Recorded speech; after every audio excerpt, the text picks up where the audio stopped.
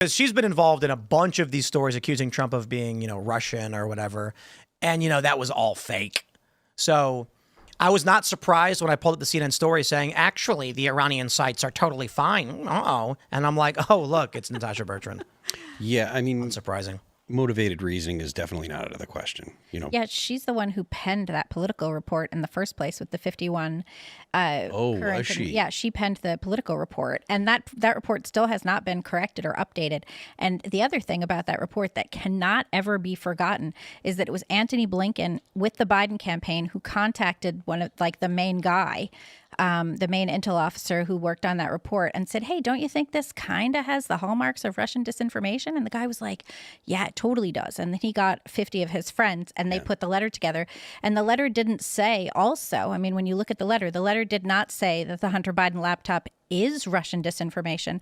It said it had all the hallmarks of Russian disinformation. And then everybody ran with it. Jen Psaki, Russian disinfo. They all did that. None of them have taken their tweets down. And literally everyone who reported on that like it was true and refused to report on the Hunter Biden laptop story, because you have to remember, they all came out and said they would not report on it. And here's why. NPR, CBS, New York Times, all the rest of them, they all ended up with egg on their faces. And it was all Natasha Bertrand's fault. Okay, so speaking of egg on the face, here's my question.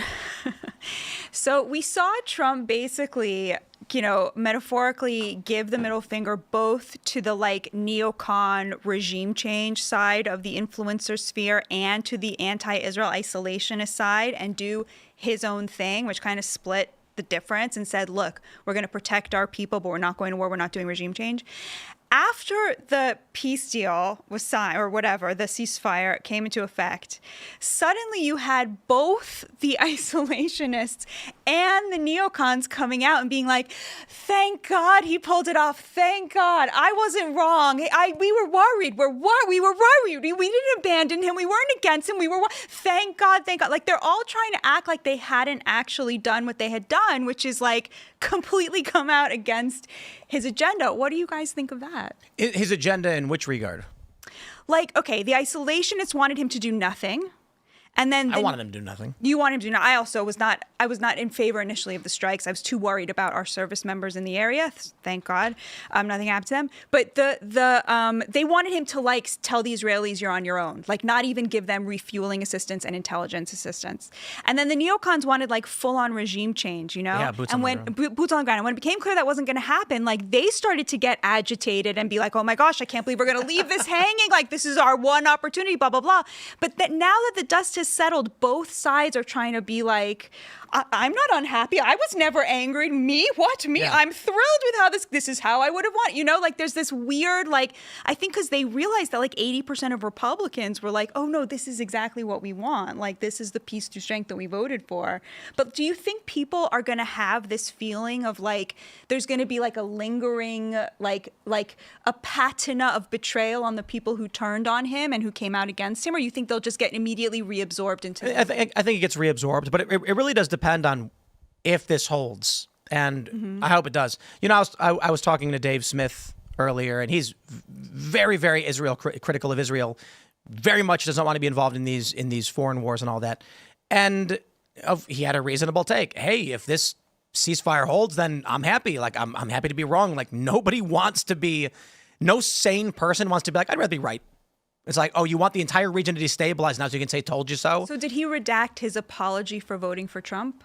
Dave sort of did. Did he? He said, everybody's saying, well, here's what he did. Mm-hmm. I asked him, did you vote for Trump? He says, yes. I said, do you regret it? And he goes, everybody's mad because I said I regretted it. But, what I'm saying now is I voted for the guy and where we are is where we are.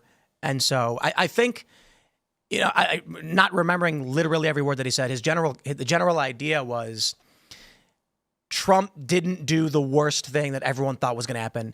Everybody thought this was the moment of great betrayal. It seems like Trump was trying to take the minimalist approach. The neocons are screaming, but they're going to get a nuke. The anti-interventionists are saying, don't get involved at all. And he's like, we'll bomb those sites and then we're done. That's why he got super pissed this morning and said, they don't know what the F they're doing, because he doesn't want. I told him, Dave, I hope Trump takes away from this. You cannot win this. You're going to piss off tons of people no matter what you do. So I hope Trump's takeaway from this was, don't listen to the regime change people. Don't listen to the people saying literally do nothing. You did the minimum, and now everyone can be happy with their vanilla pudding.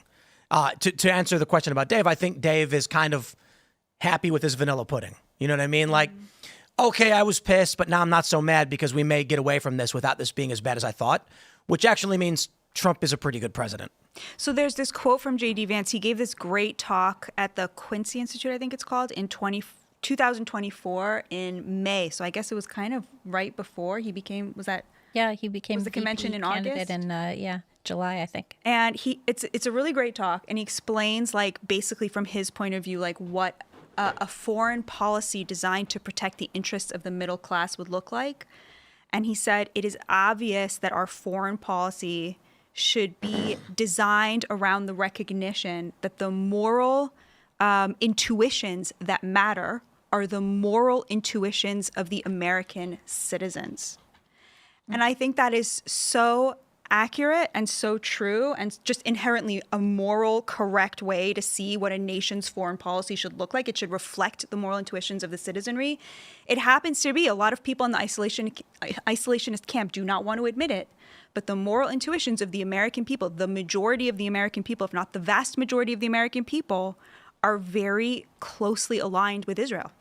Like, that is, you stop a normie American, and their moral intuitions are pretty aligned with the idea of having a strong, pretty independent, sovereign ally in the region who fights people who hate us, you know?